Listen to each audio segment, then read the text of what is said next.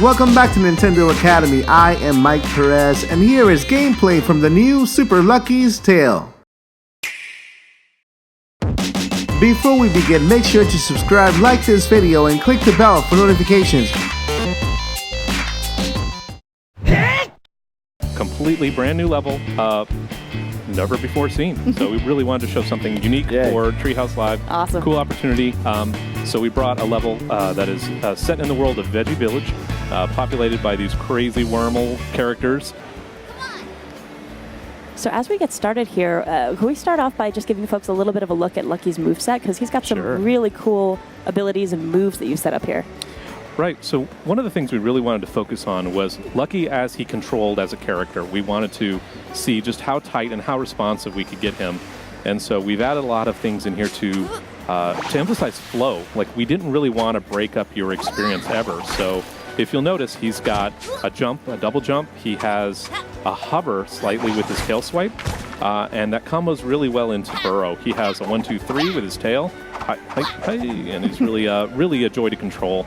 And one of the things that his dive is especially good at is seeking out enemies. So one of the things that's actually pretty difficult in 3D platformers is finding, like, jumping on the heads of things and seeing that in space. And so we wanted to build kind of this very organic, natural, flowy feeling moveset that helped you without feeling like it's taking control from you.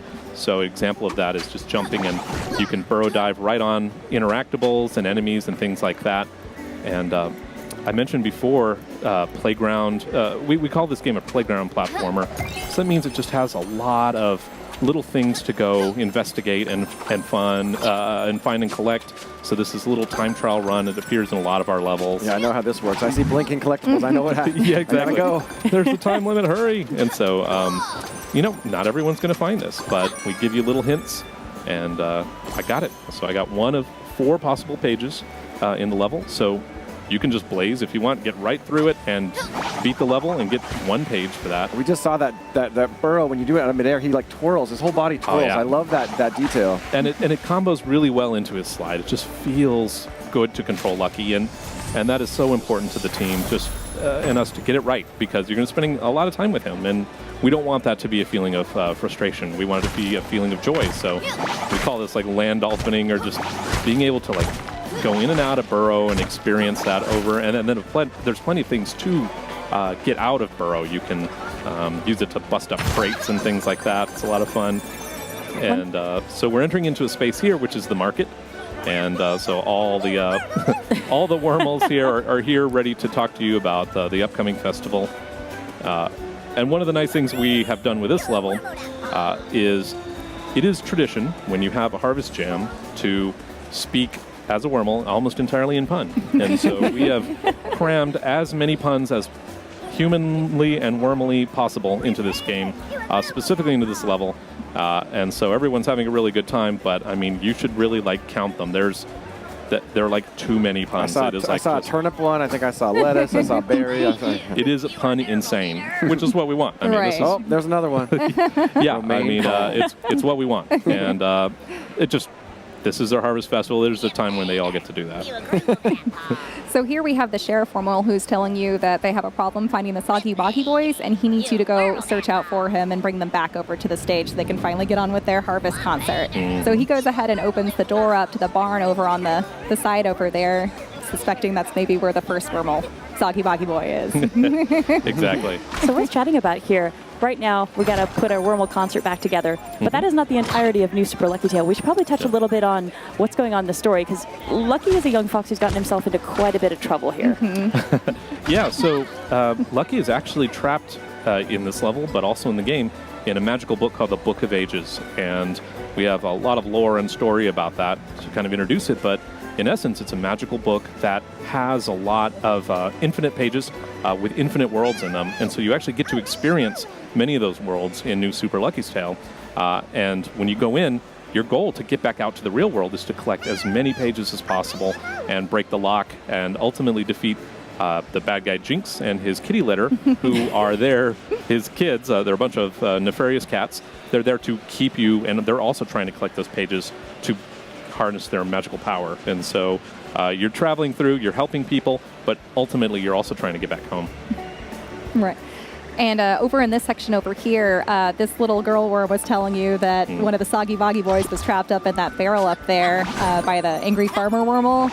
We saw him trespassing in his farm area. So you're going to have to use your strategy of burrow and just sneaking around over here in order to try to worm your way up to the top of it. Nice. I had It is to a do harvest festival, so you were doing what you need to be doing. Farmers are always so protective of their crops. They are. They are. So one of the things about this is, as you can see, the bouncing behavior is actually pretty cool, and we use it all the time in the game. But in this particular place, if you bounce while you're trying to be staying burrowed and hidden from the farmer, it actually resets you to a checkpoint. So normally a cool thing that you use to get over walls and to find collectibles, but here it's actually a kind of a hazard. So it's a fun way to repurpose and kind of explore all the different possibilities with an interactive. Yeah, and those coins didn't look that different from the little stem. So Yeah, it's if you kind go of fast, like, it can catch you. Yeah, there's a little bit of trickery here. You have to pay attention, and we give you a tiny bit of heads up, but honestly, I've gotten tripped up on so many times. I'm like, oh, I'm not paying attention. I'm trying to dial it in, and the tomatoes will get me.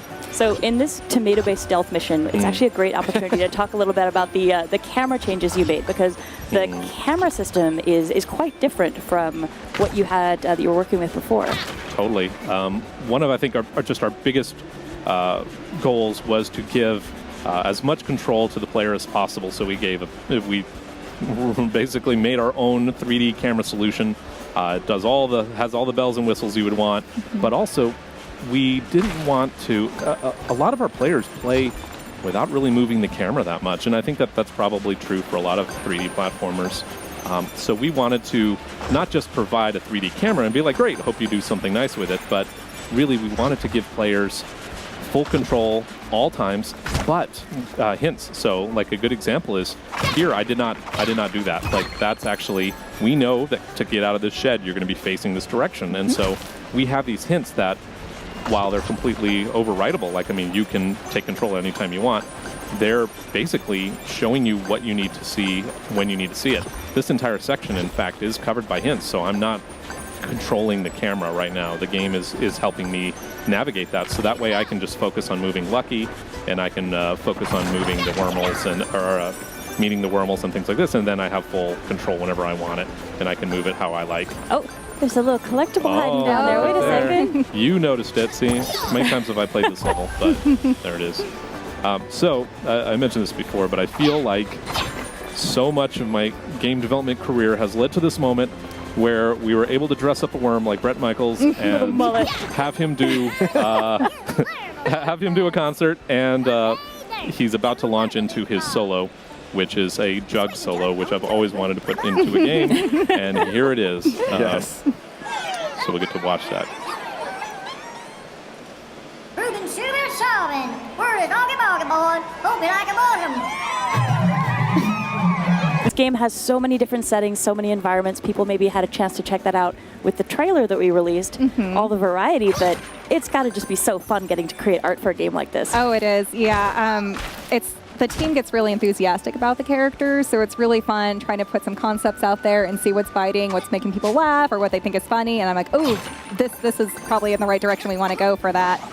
With the worms in particular, they proved a bit challenging for other departments like the animators, because a lot of the characters that I've made for this are kind of stumpy in a lot of ways. Like their limbs are too they're really short, or their mouths are too big, like on the giant fish and everything. And they're like, how are we supposed to express this? But the great part is they've come up with so many really great ways to kind of nudge that in the right direction. And just, it's so funny seeing stuff on our chats and everything at work, because we'll get updates on like the animations that they're doing for it, and we're just like, oh, did you see that? Did you see that? And you just hear like laughter erupting, like a fire going out through the studio. So even during that jug solo, which took out the power. Yeah, it is the most powerful. We cranked it to 11 and we paid a price. That was the animators. That Lauren could barely hold his jug with his little arms, but he had it. He had it. There is a certain suspension of disbelief when you have a fox running on two legs. And, so they can hold the jug. They can. And I mean, they've farmed everything with those nubs too, so they've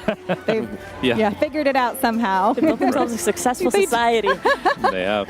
And on that topic, I suppose, just to talk about some of the other characters as we head into our next little area here, folks who had a chance to check out the trailer saw that there's quite an interesting variety of allies, enemies, some interesting folks that you're going to meet along the way. Mm-hmm.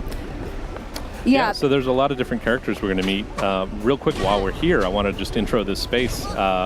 This is the washing station. So as part of the Harvest Jam, you got to wash all your fruits and veggies. You can't eat them without washing them. And so this is the entire station that they've hooked up to do that.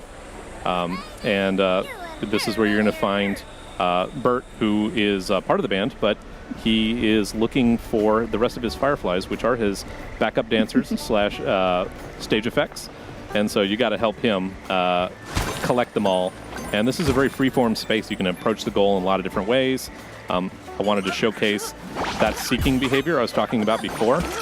So you can really kind of extend. You can deal with enemies in a lot of different ways.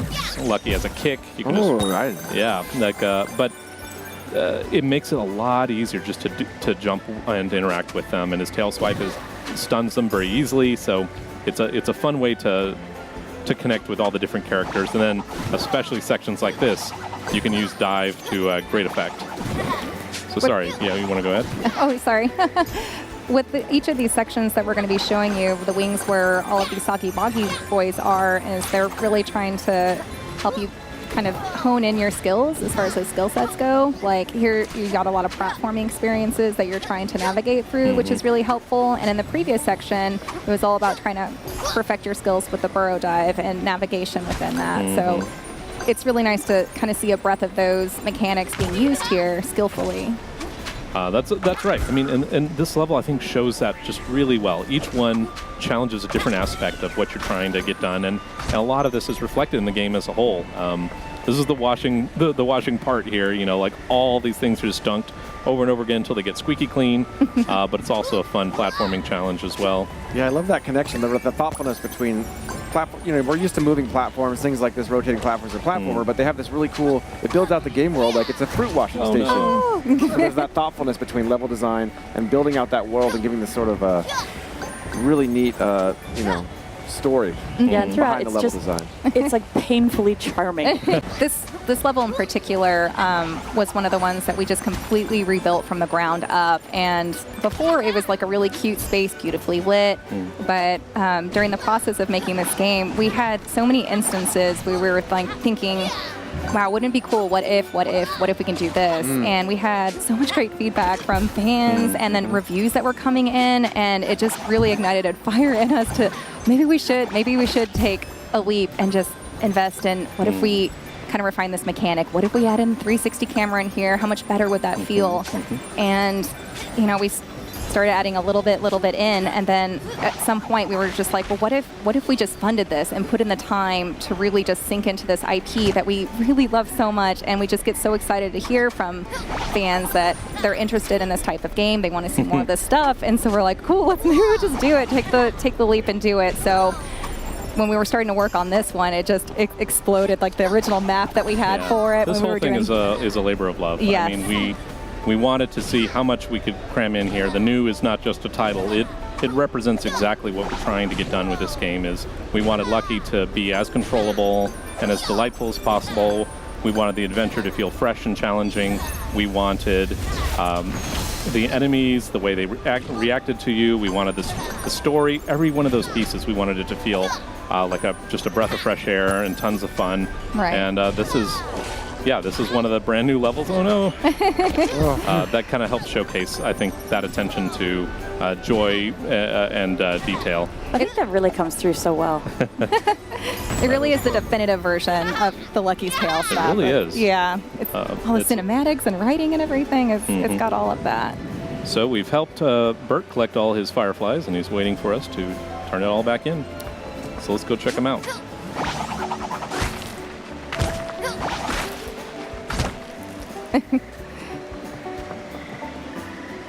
I don't even know how he got his hat on his head. His I little know. arms get reaching. It's so cute. I think I like to imagine that there's just like a hook on the wall, and he just kind of like Just goes raises up. himself into it. It's kind of like Willy Wonka-ish. Their language is so cute, too. Just a bunch of gibberish. No, they makes perfect sense.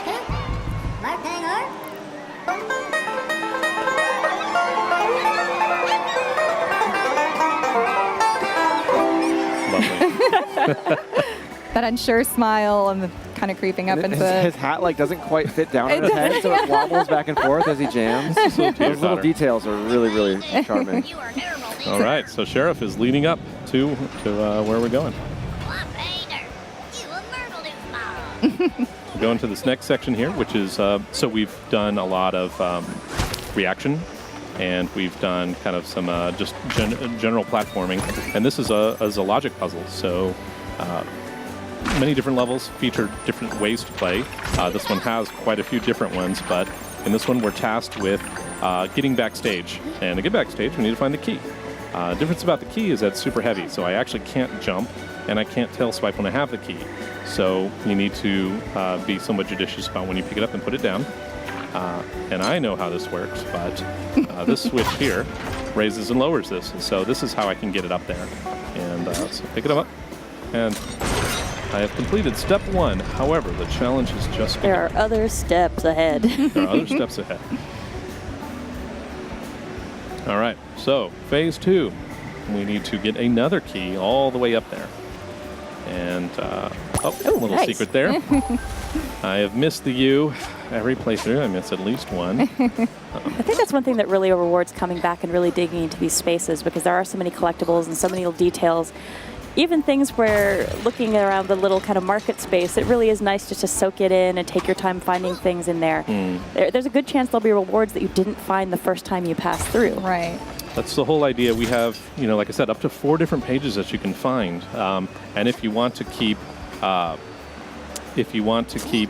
collecting coins and things like that, there's other rewards for that. You unlock costumes and some other fun stuff too, just by going above and beyond. But like I said, you could go straight through this level and just get 1 page for completion, and that's totally fine.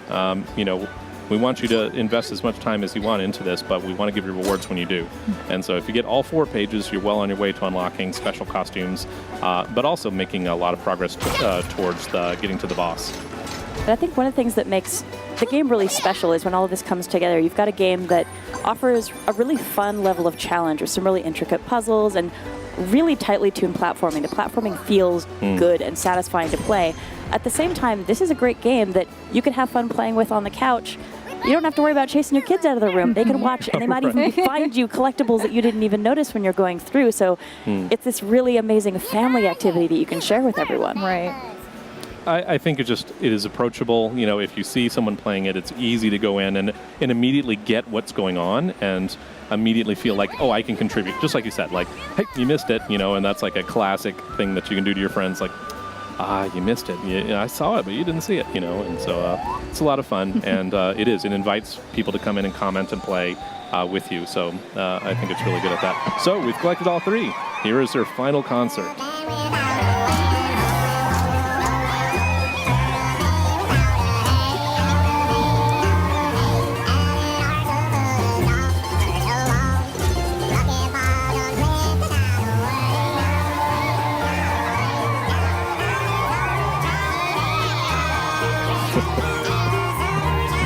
Oh, Lucky. Don't ever change.